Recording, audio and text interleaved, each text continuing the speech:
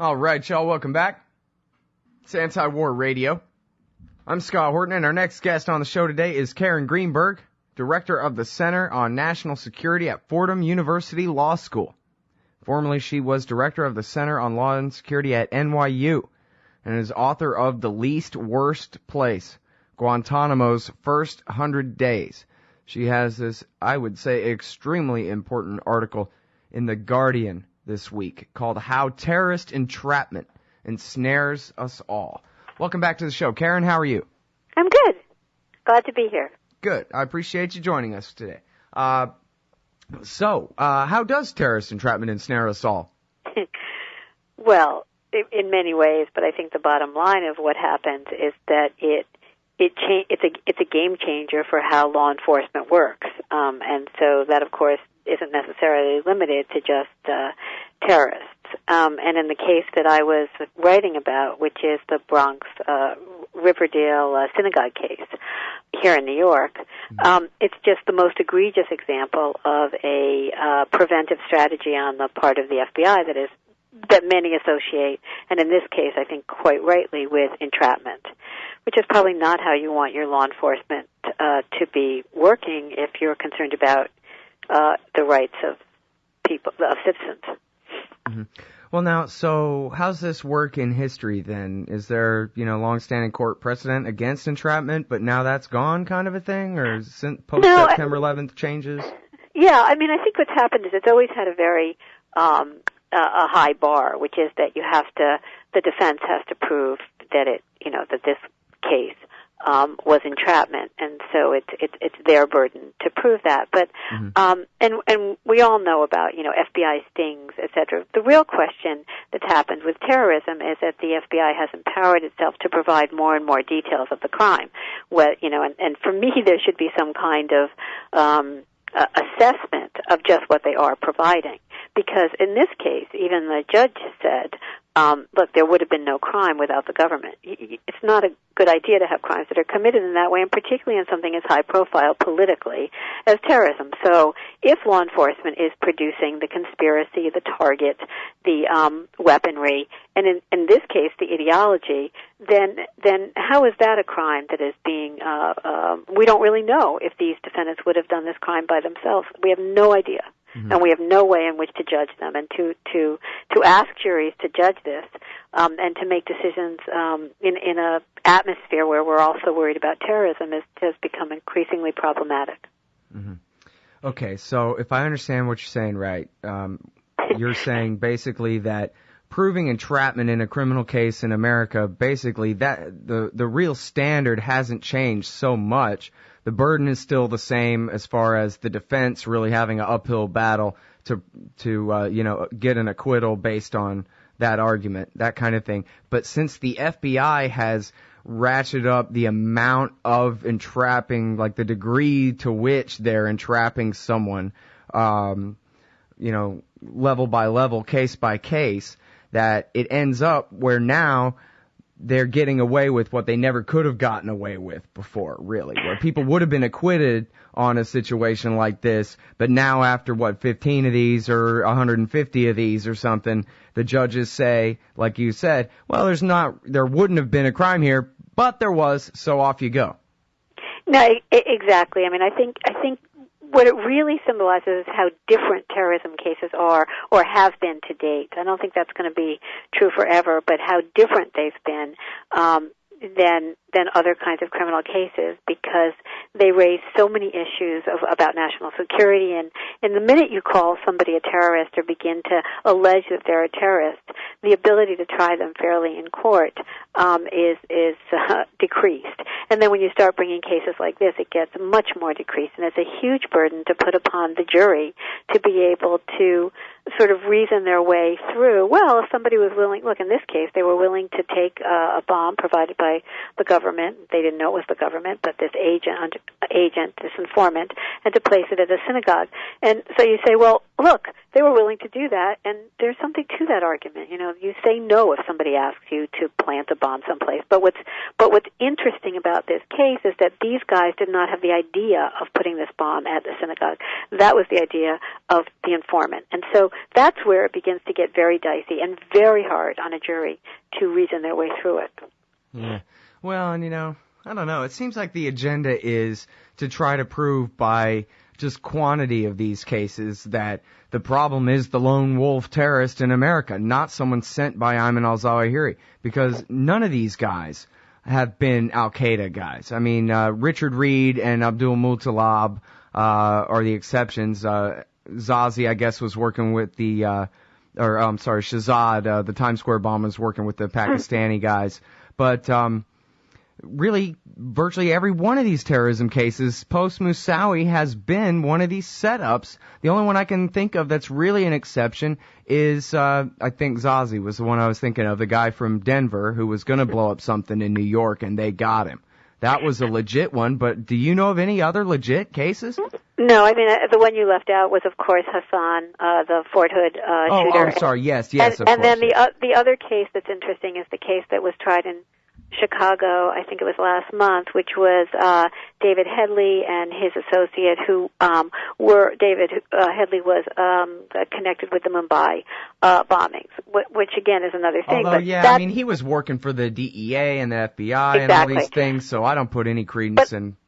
But I'm really glad you mentioned Zazi, because Zazi, the allegations against Zazi, which were not done via an FBI sting, were the kinds of things you want to look for that the FBI tries to replicate in these cases. He did have training. He did have training specifically in explosives. He did have a target in mind. He was motivated by Al-Qaeda. We haven't seen that, and it's in other cases. And in seeing somebody who actually seems to pose a threat, it's so different than all of these cases, whether they're the FBI informant cases or even some of the cases of the Somali Americans who are going abroad to fight in Somalia, where it's very much motivated by a nationalist cause that doesn't seem to have anything to do with jihad or terrorism or anything like that. It's a very personal, very nationalist cause. So, this idea that we have to be so fearful of terrorism in quantity rather than in understanding the specific threats like Zazi and perhaps like Shahzad and Hassan is a whole other thing. And so I think you're right to point to that. Mm-hmm. All right, now we're getting pretty near the break here, but I think we can fit in a question about do you fear that this is going to start devolving really quickly into entrapment cases over local bank robberies and entrapment for somebody smoking a joint with a cop and entrapment across the board for regular American citizens? I don't know about that, but I would say in other national security cases is where I would look for it. I mean, it seems that when these things creep into other areas, they creep into areas that have a national security bent to them. So, for example, a cyber crime. I would expect it in a cybersecurity area rather than in some kind of, localized crime that is not associated with national security. But again, that's just a guess. Mm-hmm. All right, and then, I guess this is sort of left unsaid, really, when I was saying, here's this guy Zazi was one legit case. Hassan, of course, you corrected me for leaving him out. But there's been so few legit cases. How many of these bogus entrapment cases have there been? Well, some of them, I will say, just in the defense of the FBI, I mean, some of them are not bogus. It's just that they became way too over-aggressive in what they were doing in a legitimate thing. But I would say you're looking at maybe 30 very serious cases that we would have to look at, and a number of others that don't rise to the level of ever having, serious charges associated with them. I would say over a third of the cases of the serious cases that have come through and are associated with terrorism. All right, well, I got a bunch more questions for you. It's Karen Greenberg. The great article at theguardian.co.uk is called How Terrorist Entrapment Ensnares Us All, and we'll be back right after this. All right, y'all, welcome back to the show. It's Anti-War Radio. I'm Scott Horton. I'm talking with Karen Greenberg. She is director of the Center on National Security at Fordham University Law School. And she's got this important piece in The Guardian called How Terrorist Entrapment Ensnares Us All. And, it seems to me, Karen, that one of the ways it endangers us all is that The FBI basically has a monopoly on protecting us from Al-Qaeda attacks in this country, unfortunately, and they seem to like to spend all their time chasing their tail, tricking some kid into claiming that Al-Qaeda trains in pole vaulting in his grandfather's basement in Kandahar instead of actually protecting us. So sooner or later, there's going to be another mass casualty attack around here. The last semblance of the pretended existence of the Bill of Rights will be gone forever. Probably we'll have another couple of wars based on it. And it'll all be because the FBI was jerking around instead of doing their damn job.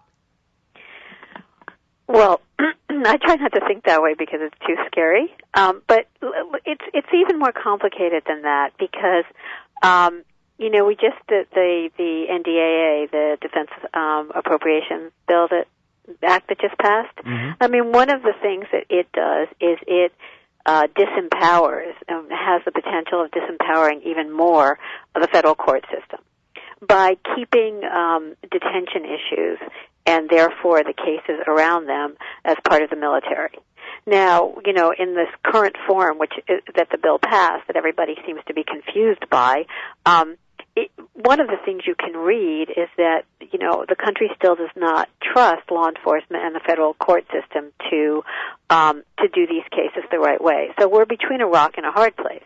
And that is that as we criticize the courts, as we criticize law enforcement for the way it's gone about some of these cases, and not all of them, but some of these cases, we take a little bit of the wind out of our own sails for defending the criminal justice system and its ability to try these criminals. And what you're really alluding to that's really important is that there has to be a way that there's legitimacy for who is arrested, who is detained, and who is tried in the name of terrorism. And on all fronts, we haven't been able to establish that legitimate ground. I would say that with this entrapment case that I wrote about aside, we've made some headway in terms of legitimacy in the cases that you mentioned, the Zazi, the Shahzad, the Abdul Muttalib, et cetera. And these cases, the biggest problem with them is that they contribute to delegitimizing a system that is already under such attack from other venues. Right. Yeah. No, listen, I'm the last person in the world who wants to, be the pressure from below that somehow, justifies the military takeover of more and more of this policy, Exactly.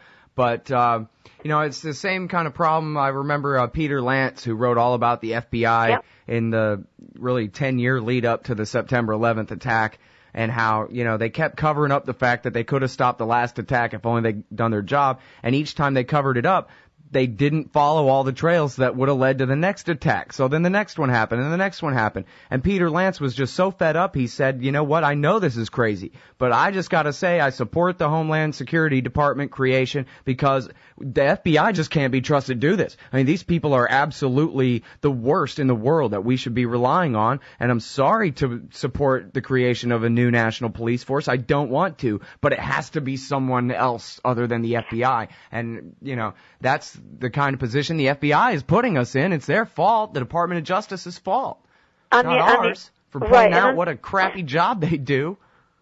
On the other hand, this is the weird part, is there have been some cases where they've done a much better job, and there have been cases that they turned down, such as these 2 New York City cases that the NYPD brought these arrests on 6 months ago, and then again, I think 2 weeks ago. Mm-hmm. So, part of me wants to say that in a way there have been a couple of good cases, and I don't know, who's running the show or who's doing what. And I think it's instructive that Mueller was the person who, even after President Obama said, I'm not gonna veto this because I think the compromises are enough, the FBI said no. Robert Mueller, who's the director of the FBI, said no, actually they're not enough, and this is still a vote that should be vetoed. So again, you're in that kind of catch-22 situation. So I think this case, the Riverdale case that I referred to, where they entrapped 4 African Americans into agreeing to launch a Stinger missile against an airfield and into bombing a synagogue, is the most extreme of the cases, but one that really demands a rethinking of the counterterrorism strategy writ large. You need some kind of law enforcement agency, and you need to be looking into threats, but you need to do it in an extremely tethered and smart way. And in a way, we've just thrown out the baby with the bathwater by giving up in some ways on the court system and putting this in military hands. So, we want to try to find a way to work within our the borders of our country and to keep this in the civilian system, I think. Sure, yeah. Bill of Rights comes first is, the point of all of this, really. Yeah. I don't know if this is your expertise at all or not, but do you have any insight into what is the incentive system inside the DOJ and the FBI that prefers the busy work of entrapping the kid and his dad in Lodi, the gangsters in Miami, these guys in New York that you've written about here, rather than, if they have nothing to do all day, just standing there and wait until they have something really important to do, like look out for real Al-Qaeda terrorists trying to get into the country. Last time around there were 20 of them, and the FBI did nothing about it. Right. Well, let's not forget. Let's not forget that, and I know you don't because you referred to it already, that 9/11 really shocked everybody, and the one thing that was just unacceptable was that somehow, whether it was the CIA or the FBI or whoever you wanted to, somehow this had happened, that we were caught so unaware to such a devastating and tragic consequence. And so in response to that, the idea of a preventive way of stopping terrorism is understandable. But, and as I said, there have been a number of cases where what the FBI has done, and what you want them to do, is to uncover plots or uncover intention to commit violence that is already underway. And I think I kind of referred to this in the article. You want them to uncover that kind of thing. If, in fact, this recent case of the man who was indicted for representing a renegade branch of the Iranian government in attempting to assassinate the Saudi ambassador in the United States, if in fact, as the criminal complaint says, he was the one who initiated this and they sort of apprehended it part way, you want a law enforcement agency that can do that, and certainly in terrorism. What you want to make sure of is that they uncover something rather than create the circumstances of it. And I think what you're saying in your reaction is basically they just can't be trusted with anything. Well, we want to trust them with something. We have to. We don't have any other way of going about this. But it can't be that the issue is, or at least I don't think it can be, the issue is, if I gave you a circumstance and gave you enough incentive, money, whatever it else, would you be willing to do this? That seems to me an unfair way, egregiously unfair way to go about things. Yeah. And the sign not of a strong country, but of a country that's so weak that it has to rely on a tactic that is, law enforcement's way of bullying reality.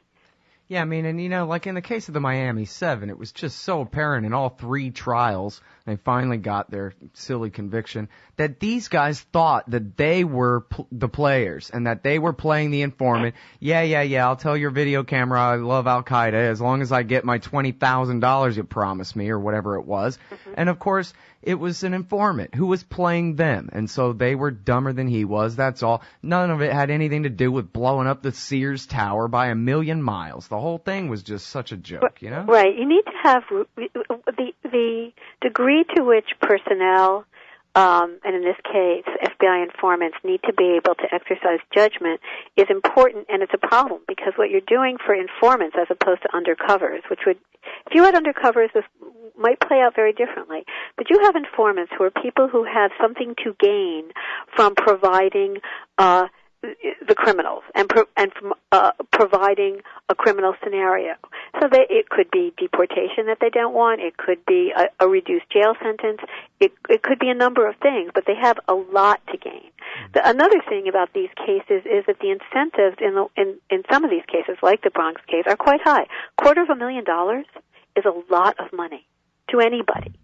And so to be offered that kind of money is a kind of incentive that I'm not saying anybody that you shouldn't say no, but it's still such a high incentive, and you're dealing with people who are often don't have any means of existence and are often turned to crime for their income, that that the ability to judge these situations disappears under that kind of stress. Mm-hmm. Well, I'm glad you brought up the so-called Iranian plot against the Saudi ambassador, because it just so happens I was taking notes and collected the names of 6 retired CIA officers who in the first week said, yeah, right, we don't believe this for a minute.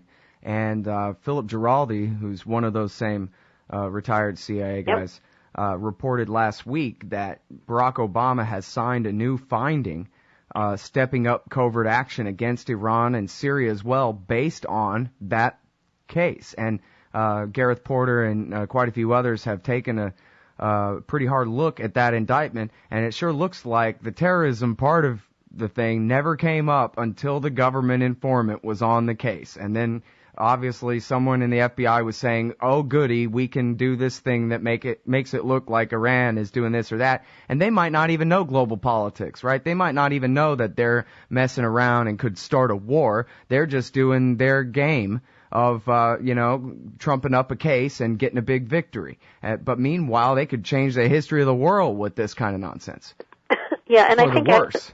The Syria case is actually another case where the arrest of a person who was thought to be surveilling on behalf of Syria. And so whenever there are these kinds of cases that seem to line up with foreign policy issues, they do need some kind of scrutiny. But the other thing is you don't want to get in a battle between the CIA or retired CIA and FBI, because they already have so much bad blood between them especially over terrorism, starting with 9/11, that I think I never like to get into those debates, because there's too many agendas.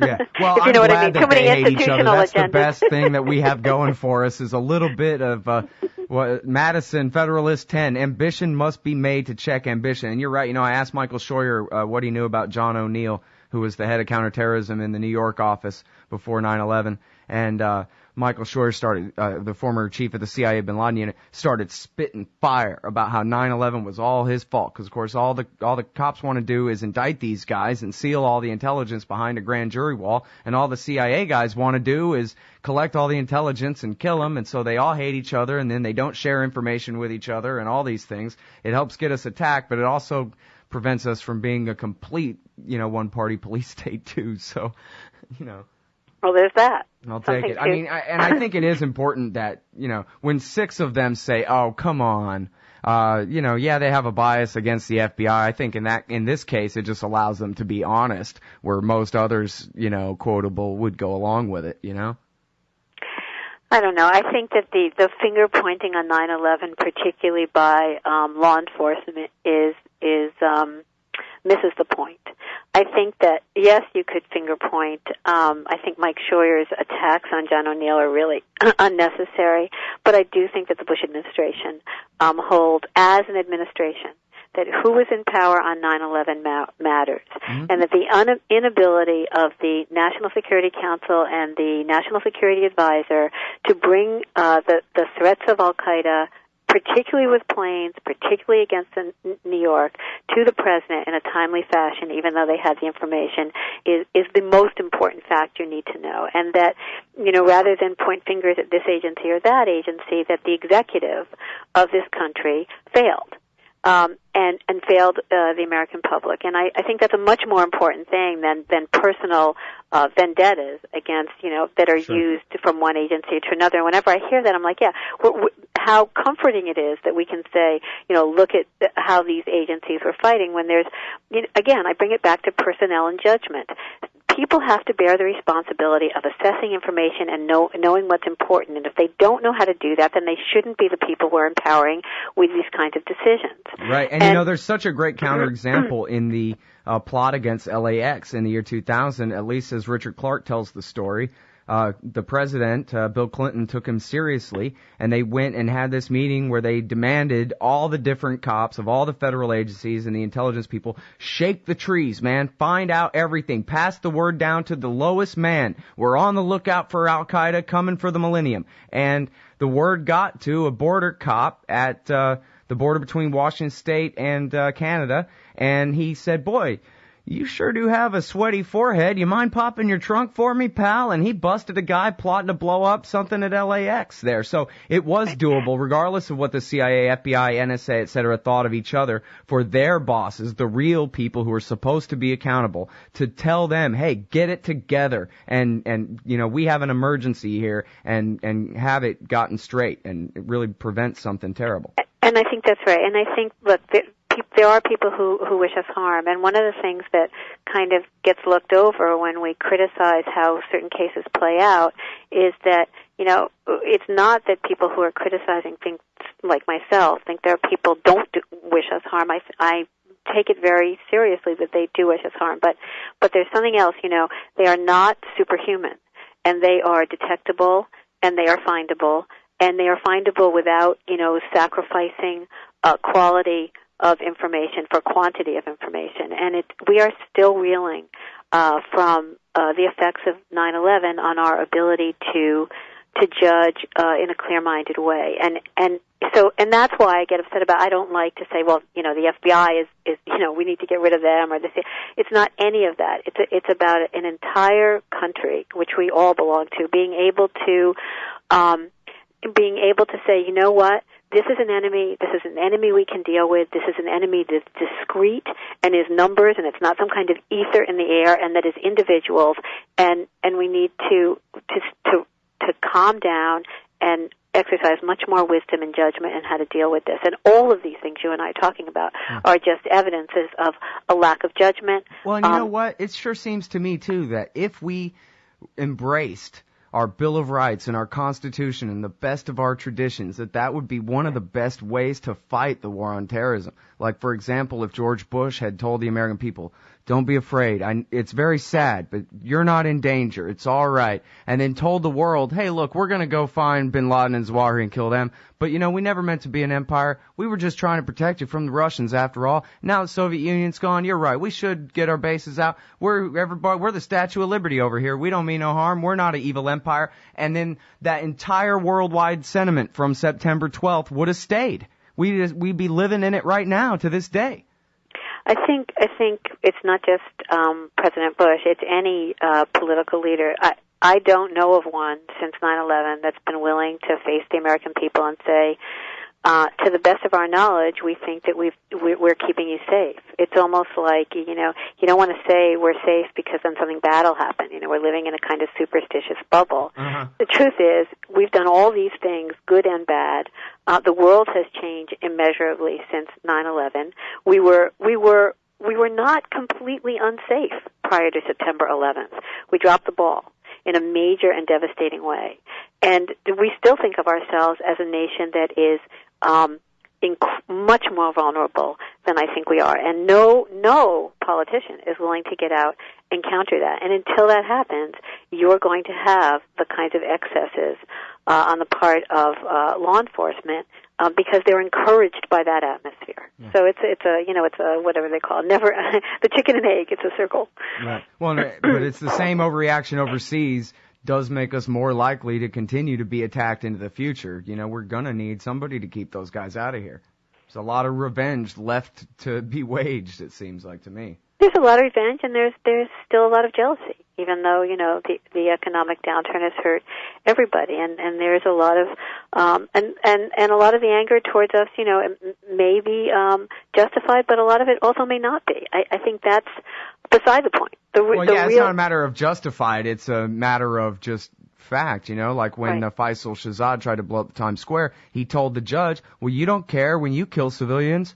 Where I'm from, all he did was join up the war on the other side. Really, we've been doing September 11th attacks inside Pakistan all this time, and he saw one. And in fact, as far as hate and freedom and all that, he was living a pretty great free life with a well-paying job and a wife and a kid and a house and all these things here. He went to Pakistan. He saw the effect of drone strikes. He joined up on the other side. Doesn't mean that he was right to do so or that he was right to attempt to attack the Times Square. It just means that, hey, Newton's laws and all that, actions and reactions.